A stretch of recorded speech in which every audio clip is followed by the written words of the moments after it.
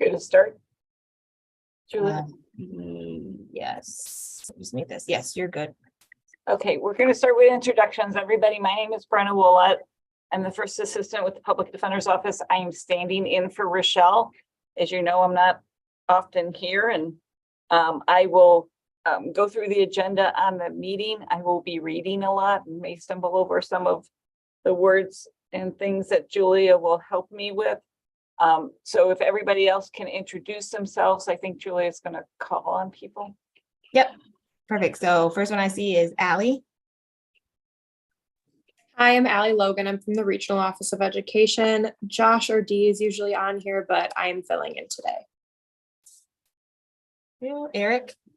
Eric Mazewski, St. Charles Police Department.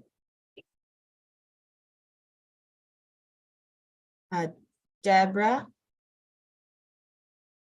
Debbie Conforti from King County State's Attorney's Office, Juvenile Division. Sarah. Hi there, my name is Sarah. I'm one of the managers of care coordination at Family Services Association.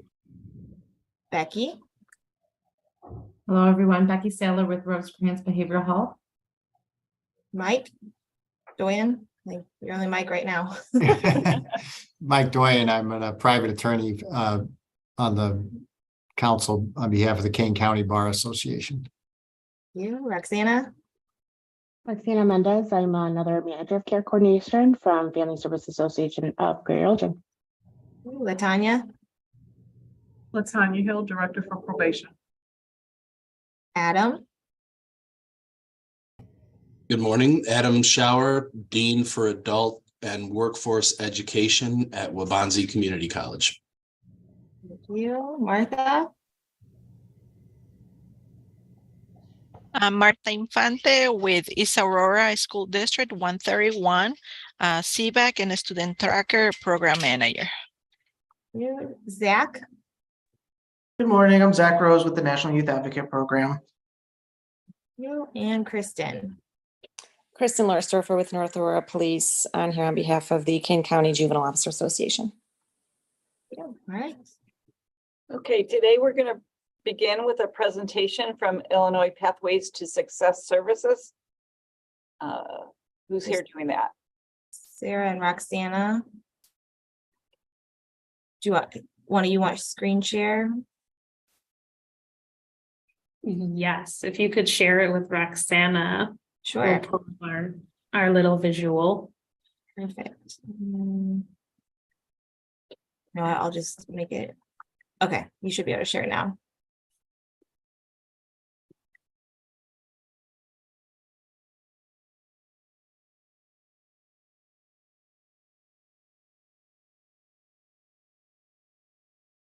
Can you guys see that? Yep. All righty.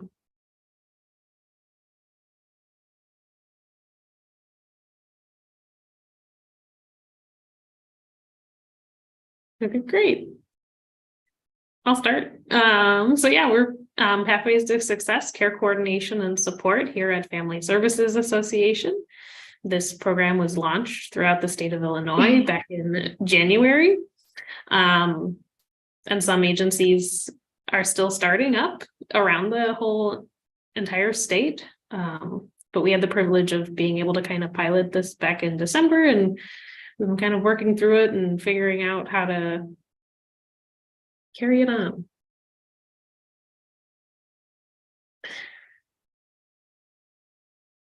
You can go to the next one, Roxana. Thanks. So this program was kind of brought about in the sense that it's the wraparound model that's been practiced in other states, and we're going to talk more about what wraparound is, but the purpose of the program is to use the wraparound model as well, because we are finding that a lot of families and youth that are in the mental health field typically are also in other areas as well, not only just behavioral health, but juvenile justice. They're in the education system, as well as some are also linked with child welfare. And we find that these families and these youths are often getting a lot of plans created for them, with them, or because of them with multiple different providers, and that then these families have multiple plans that they're having to try and follow that can sometimes vary very smallly, or they can vary very largely. So then youth and families are only following some plans and then not others, which ultimately then can lead to burnout for not only these families, but also for the providers. And then youth and children pull out from these programs, and then it kind of becomes a cycle.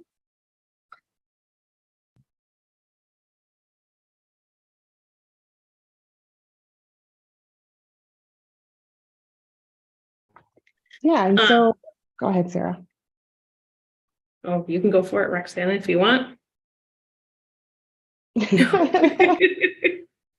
Okay, so the idea is that the biggest portion of what we do in Pathways and Care Coordination here at FSA is we host child and family team meetings. So our care coordinators are tasked with finding all of these providers for these families and these children, as well as then making a team for them. So the teams for these children and families can not only include providers, but it can include their natural supports.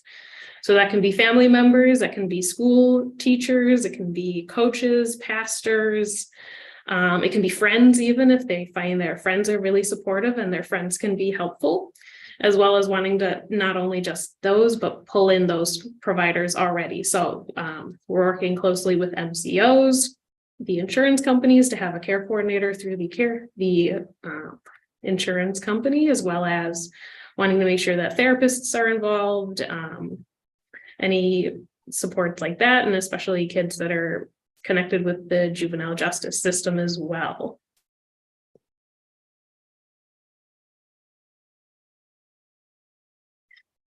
So then this is the ideal picture of what the wraparound model is we have the facilitator, which is one of our care coordinators, who's talking with all of these parties, any behavioral health, juvenile justice, education, child welfare, natural supports, and it's all being directed towards the family and the youth, which should also be primarily done through the child and family team meeting. That way everybody's on the same page, everybody's getting the same information, everything's being shared, that the family as well as the outside agencies and natural supports are working on, so that there's one big plan that can help this family and make sure that they are essentially wrapped in these services, but also not duplicating anything, and making sure that everybody's on the same page and nothing's getting done without others knowing, so that if there is something that is completed, if there is a task that's completed that's really helped the family,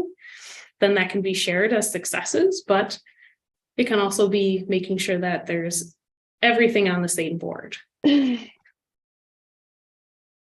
Yeah, and child and family team meetings are based on the belief that like children, youth, and the families have the capacity to resolve their problems on their own. And so the goal would be to move them through different phases through the time in our program. So we have an engagement phase, we have a planning phase where we start working with these team members. And so either the care coordinators will reach out to potential team members or the family will reach out.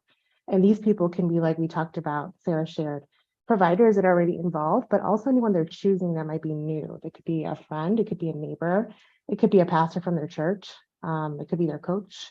And these people would also be brought to the team to determine what resources are available to the family and the youth on a regular basis on the day-to-day when maybe they're not coming to see their therapist once a week, or when they're not in school and maybe they can receive that support over the summer, things like that. And so ultimately all coming together and then planning what are the things that this family needs, using the strengths that they might be identifying and the strengths that the team members also bring to the table. And so ultimately we do that again with the wraparound practice. And so we are really looking towards ensuring that we're practicing that and modeling different things with them through that process of planning, but then also implementing, developing some of those goals and objectives that are going to help the family meet what they're wanting ultimately. And we have 10 principles that we use to do that. We try to ensure that our plans are community-based, strength-focused, that we have natural supports included through that process, that it's collaborative, that as team members, we're unconditional, like we're there for them, the family is seeing that, and working through those phases until we get to the phase of, we have 4 phases. So the last one is transitioning out. So ultimately, again, you know, how are we using what we're talking about in terms of these principles to ensure that we're working through that process? So again, we're team-based, working to be culturally competent with the families that we're working with, outcome-based. So looking at like checking their progress at each child and family team meeting. What does that look like? What does the family and the youth identify as being successful? That's not always what providers are seeking for that family. It doesn't always match. So it allows for us to have that conversation of what does the end goal look like?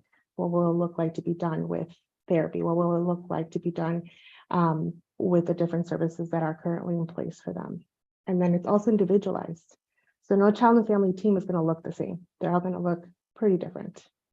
And ultimately at the center, we have family voice and choice. So they're really the ones that are driving this and what they want this to look like for themselves.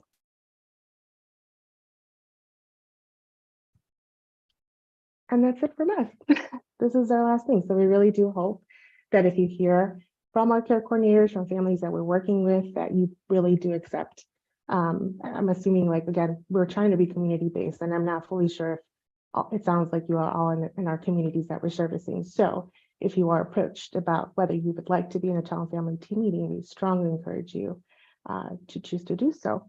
See how it goes and make a difference in a youth's life who's chosen you as a potential team member. Thank you.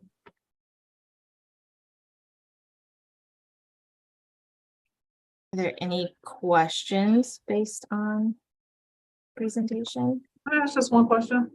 And you might have said this and I missed it. How is it that you guys are first, a child is first identified to your team? How do you first make contact? What is the referral source? Is that through DHS, the school? Where does that come from initially? A great question. So initially it comes through the state of Illinois. They're the ones that are primarily identifying these families through the use of a tool called the IM plus CANS. And that's an assessment tool that identifies strengths and needs, and that there's specific information and criteria that the families are meeting.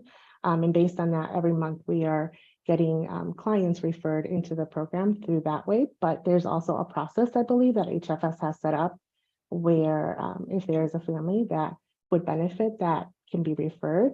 However, I'm not fully sure on what that process is currently for community to reach out.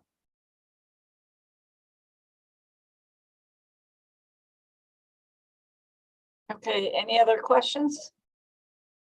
I want to thank Sarah and Roxana for that presentation. It was very informative. Moving forward, you should have received minutes both from the past March meeting and from the April special Board of Directors meeting. I'll ask about the last March meeting. Are there any additions or deletions to the minutes from that meeting? Hearing none, they will pass as submitted. And then secondly, the minutes from the April special Board of Director meetings. Does anybody have any additions or deletions to those meetings? Again, hearing none, it will pass as submitted then. The next thing is the chairman's report. The financial, there is $2,356.92. That was for personnel. Year to date spent was $16,826.49. There is a new Juvenile Justice Council policy which will require establishing a process for filing civil rights complaints. This is prompted by a requirement under the grant to complete a questionnaire about procedures for that. JJC has consulted with the Civil Division of the State's Attorney's Office to complete that document, and it was recommended that JJC have their own policy that it is accessible to the public. This will be posted on the Juvenile Justice Council's website. Any questions about that new process or policy? Okay.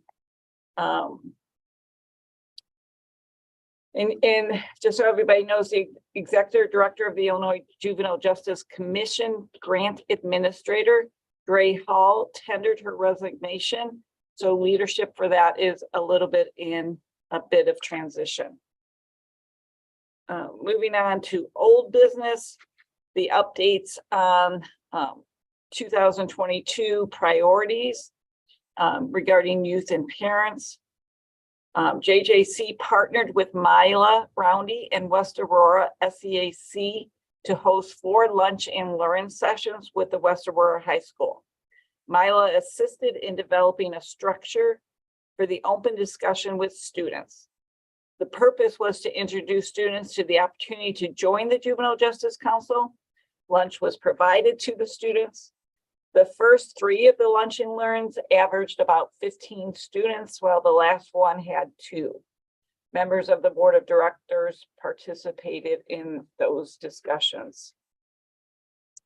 There's also an email vote that was sent out about a student participation stipend that has not yet been finalized.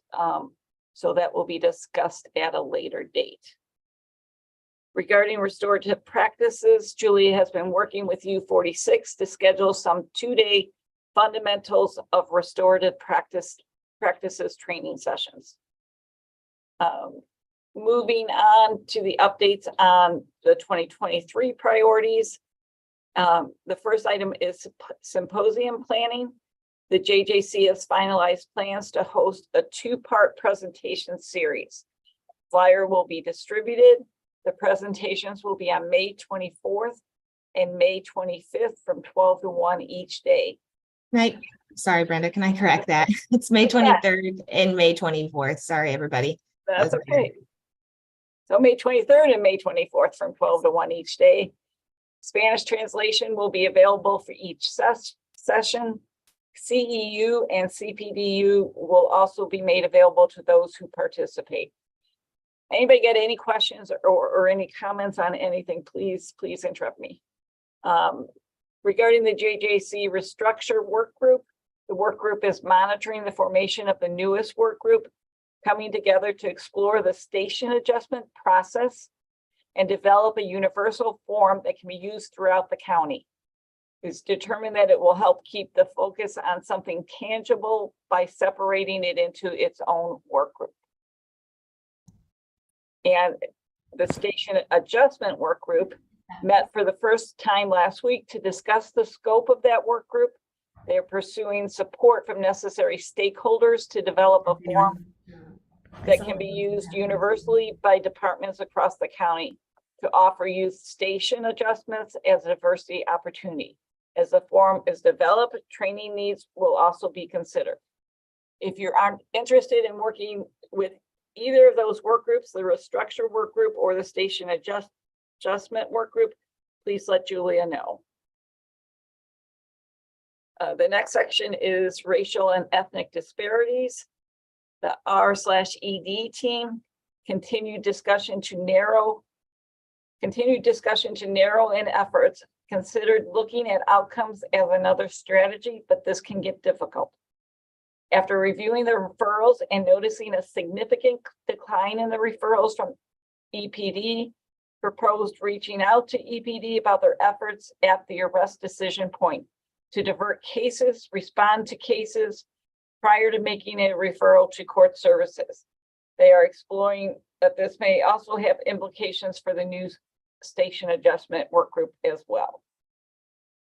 Any questions about that or comments? Okay, the IRJEC met as a large committee at the end of March. The discussion focused on the proposed OMB revision of federal race and ethnicity standards. While no public comments were identified, many were engaged in the discussion and reflecting on the implication of the changes. If interested in this information, please let Julia know. Additional updates regarding the 2 work groups were provided to the committee as well. And then ADB, as was shared in the email, JJC members of the ADB work group have been working with Representative Matt Hansen to propose revised language of the Illinois Domestic Violence Act. The language change would allow officers the ability to divert youth as opposed to removing them from the home, which often results in the youth going to detention. Again, if you would like more information or specifics about that, please let Julia know. The 2024 grant. So there was, Julia, you want to talk about this? Sure. The grant application was released a couple of weeks ago. It's a much more condensed application, thankfully, this year because it is our third year in the continuation grant.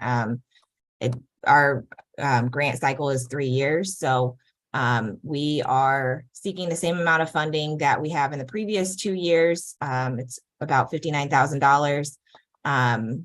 Just per the requirements, again, as a continuation, we are sticking to that.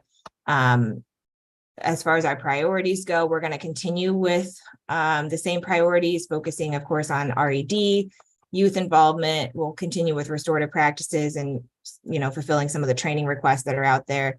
Definitely intending to see that adolescent domestic battery efforts through. And then, of course, our station adjustment forum, that new work group that has been convened. We're also going to continue pursuing the restructure and looking and considering what that looks like. But with that comes a little bit of a change in our budget. So we've been presented with an opportunity to work with the council and state governments. They are a national organization that actually provides technical assistance to different jurisdictions around the United States with the Office of Juvenile Justice and Delinquency Prevention. And so they're actually one of our presenters for one of these presentations in May, but we are going to work with them. They've given us a proposal to collaborate on doing some system mapping to really look at how our system is functioning as a whole and identify areas of improvement. And so with that proposal, they're also offering to do some virtual trainings in the next year, hosting some listening sessions, and then ultimately putting together a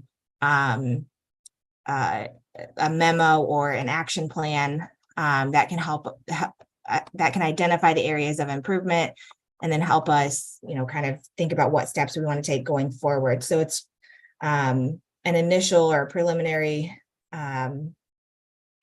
assessment of what's going on and then kind of developing an action plan from that. So we want to allot funding towards that collaboration as opposed to putting our funding into our training and education line item.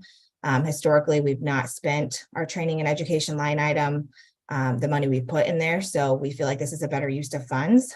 This was what the board of directors meeting was about last week, the special board of directors meeting to come together to discuss this opportunity. So the email vote was put out to the board of directors, and as we have the email vote report that was distributed and it was approved. So that is the 2024 grant. It's due April 25th. So we'll get it submitted here pretty quickly and hope to hear. The new grant year will start July 1. So we'll hear before that what that looks like. Okay. Thank you so much on that. Anybody have any questions about the proposed new budget or the grant and the changes? Any comments about it? Moving on. New business. There isn't anything from our end. Does anybody have anything they want to talk about? And the last items is legislative updates was distributed, so you should all have that. Any other updates from any of our other members? Anything that anybody thinks we need to discuss further today before we adjourn? All right, can I have a motion for adjournment then?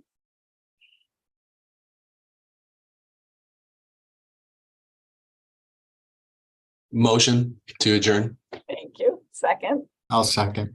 Thank you. All in favor? All in Aye. favor? Okay. Aye. Thank you very much. Julia, that's everything?